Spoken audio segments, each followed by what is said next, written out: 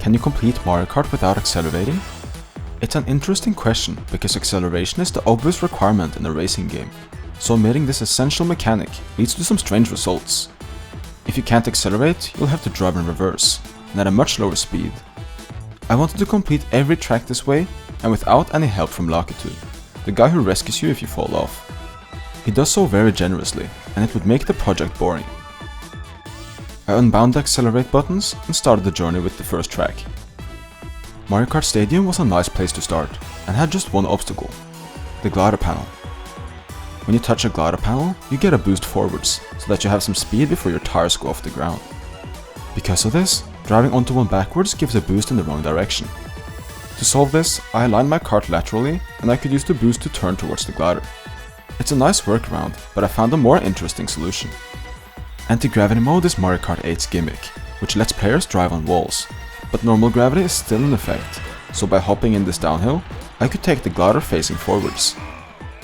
Glider boosts and gravity hops are recurring techniques throughout the video. I went on to the next track, which is Water Park. The whole track was drivable with no problems, but the glider panel had to be worked around. When you're underwater, you lose speed slowly, because the propeller keeps spinning. This made it easy to turn around, and I repeated this for 2 more laps. Sweet Sweet Canyon seemed straightforward, but I was already concerned when I reached the first obstacle. Cannon gliders move you along a set trajectory once activated. All I needed was to cross this panel, but it was really challenging. There's no way to avoid colliding with this wall, and it always pushed me away from the glider, again and again. I didn't want to use a shroom already on the 3rd track, but I was running out of options. I kept trying my ideas, and after 30 minutes, I found something. I got some room to accelerate and hopped into the wall. If you steer while hopping, your kart spins a tiny amount with each hop, and with an extremely precise rotation, I managed to hop over the edge. I was facing slightly to the left, just enough to cross the panel. I was running my head against the wall for 30 minutes, but when it finally worked, I could drive the rest of the track with ease. It takes about 3 times as long to complete courses in reverse, and runs above 5 minutes unfortunately don't create ghost replays. This strategy took me many attempts to get just once, so to get replay saved, I only drove 1 lap in reverse on certain tracks. On Thump Ruins there were no difficulties, only a glider boosts. Mario Circuit is the first track where every obstacle could be avoided, but I still got attacked by a piranha plant. On Toad Harbor, this shortcut loses time, because the setup takes too long. This only made the track easier to complete. Twisted Mansion has boost panels that force your kart to accelerate, but when facing the wrong way, you start backtracking. This is possible to work around, because there are walls on both sides. I could just drive backwards onto the panel, right into the wall, and I could boost forwards. It seemed like all panels could be worked around. Gravity hops move you down slopes. Driving into a wall lets you turn around. I could solve every obstacle up until now. But the next track has a unique obstacle that seemed impossible to pass. Shy Guy Falls in reverse has 2 hard sections. The moving boost panels in the waterfall and this boost panel. It's placed in the middle of the road, and there are no walls next to it, so I had to figure out something new. I tried gravity hops, but each hop moved me a microscopic amount away from it. I tried other vehicles for a different hitbox, but the center of the kart registered a collision, not the tires. There were no sweet spots, and I couldn't think of any possible solutions. I decided to use a shroom to pass this section. When you start a time trial run, you get 3 mushrooms, and since that's only 1 each lap, I couldn't use one for the waterfall anymore. Here I tried to carefully dodge boost panels, but I found that I could stay on the right side where no boost panels spawn. There's a gap after the waterfall, and I had too little speed to cross it, so instead of avoiding boost panels, I had to turn around and use them normally. I wanted to minimize the amount of shrooms used, and the 8th course was the first to require a shroom. I did complete the track without accelerate, which was the goal. With an unlikely completion out of the way, I went on to Sunshine Airport. This track also has a difficult boost panel, surrounded by railings at a bad angle. The track is free if you use a shroom, but after a few minutes, I got this to work.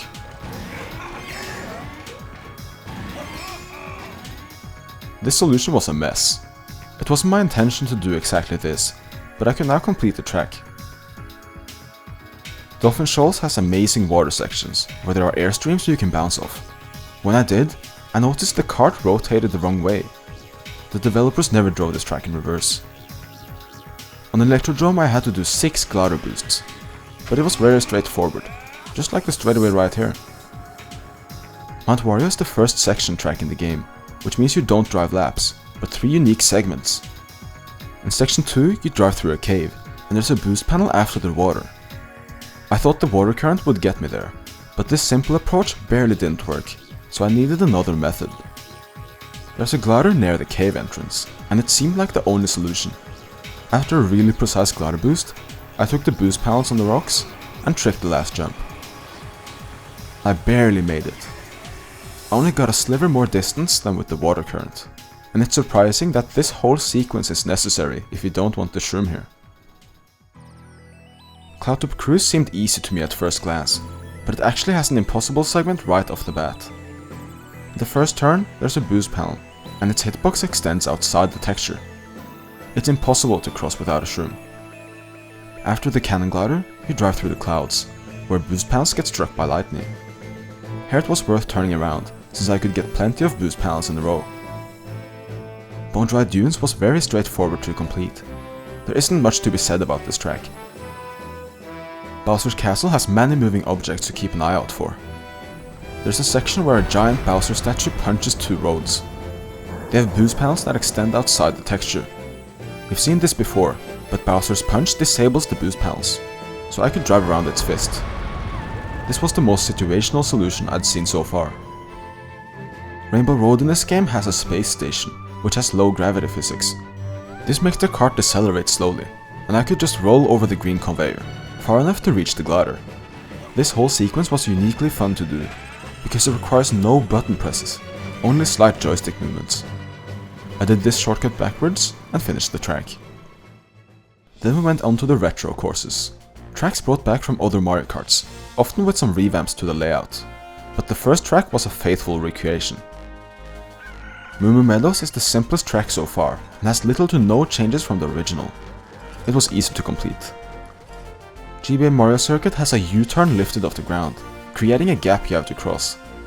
For once, crashing the wall was ineffective, so I used a shroom to make this jump. Exiting the U-turn, there's a tiny boost panel which solved the problem, but I also found that gravity hops worked here. After this there were some very simple tracks, all of which didn't require a mushroom. On Cheap Jeep Beach, all I had to do was a glider boost.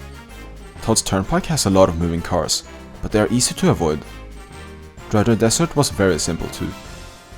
Donut Plains 3 has no difficult obstacles, and it's a short track.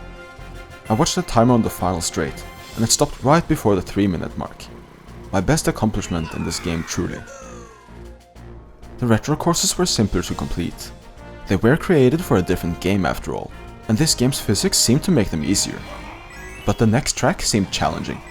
It's the only one I feared would be impossible when planning this video. DK Jungle.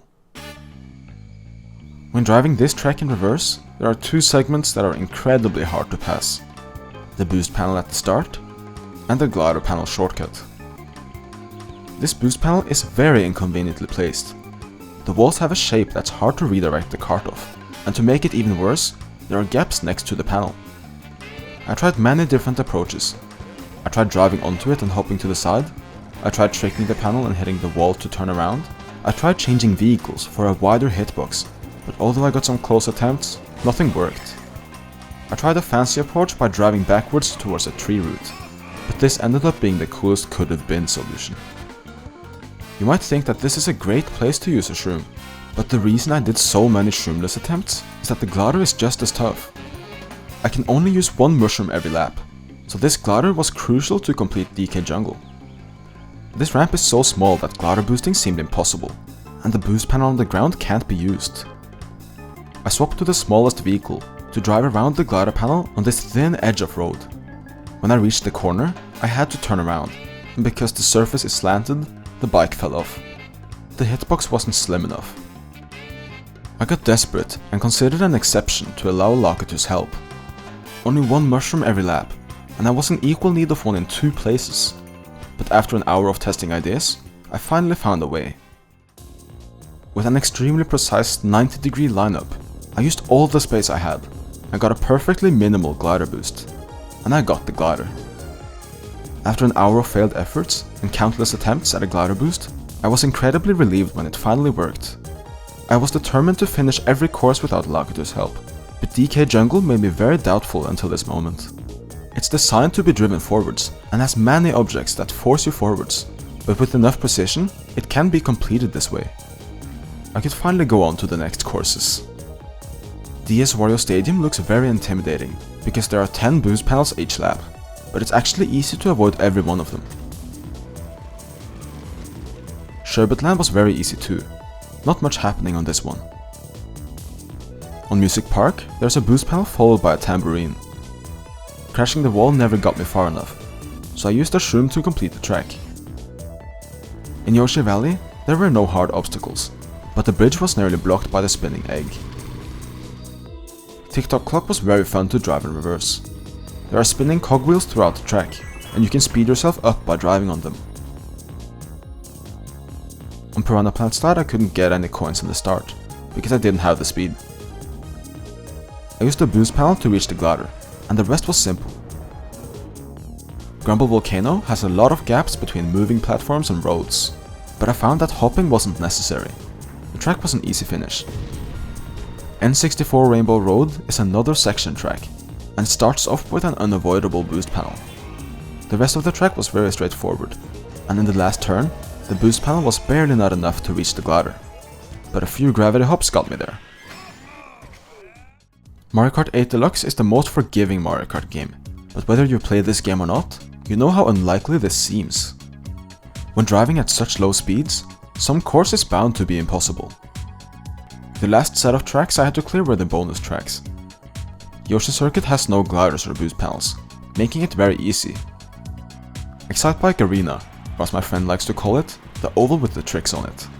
This track was free, but I was too slow to get tricks. It was an oval with ramps at least. Dragon Driftway has the twistiest layout in the game, but despite its complex shape, there are no gaps, so it was easy to complete. Mid City was tricky, because of this boost panel. I tried driving into the wall, but kept flying over the fence. I tried using a cool spin booster technique, but it didn't work. Gravity hopping barely had any effect, but if you touch a wall during a hop, the game pushes your kart in weird ways. Each impact moved the kart forwards, and after a lot of hops, I reached the boost panel. The rest of the track was basic. The bonus courses didn't create any problems, and there were many easy tracks following Mute City. Wario's Goldmine was easy, besides a hard wallet at the boost panel ramp. SNES Rainbow Road is completely flat, and though the split path thwomps are scary, they could be avoided. Ice Ice Outpost was very simple, and only required some gravity hops. Hyrule Circuit only required a turnaround before the glider. Baby Park is obviously possible in reverse, but it can also be completed without steering. This track shouldn't be in the game. GBA Cheeseland has some ramps that I had to deal with. First a tricky wall hit on the boost panel, and then an awkward line to get the glider ramp. The track wasn't much of a challenge. On Wild Woods, my idea for reverse driving was clear. I wanted to drive onto these boost panels and jump across the gap. But then I learned you can't cross them backwards, and for this jump you don't need a boost. The best strategies aren't always the coolest. Animal Crossing has a weird boost panel ramp, but it only took a few attempts to cross. On Neo Bowser City, I had to do a glider boost at the end, and I was nearing my goal of completing all 48 tracks. Only 3 courses were remaining, and I thought the challenge could be completed. Super Bell Subway turned out to be very simple because it has no gaps. I was much more worried about the 2 other tracks, because they have the most incredible layout in my opinion. The next track was Ribbon Road, and I was immediately met with a roadblock. Already upon reaching the first boost panel, I found that it didn't have walls next to it.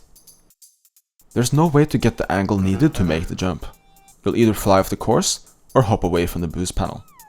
It seemed like I had to use my mushroom here, but that left me with no shrooms left for the upcoming boost panel. I never paid attention to what the walls looked like on this track, and as I drove around the turn, I knew that this section had to be exactly right for Ribbon Road to be possible. The wall was perfectly placed. Now all I needed was a glider boost, and thanks to one conveniently placed wall, the track could be completed. There was only one track remaining, the final boss of a racing track, Big Blue.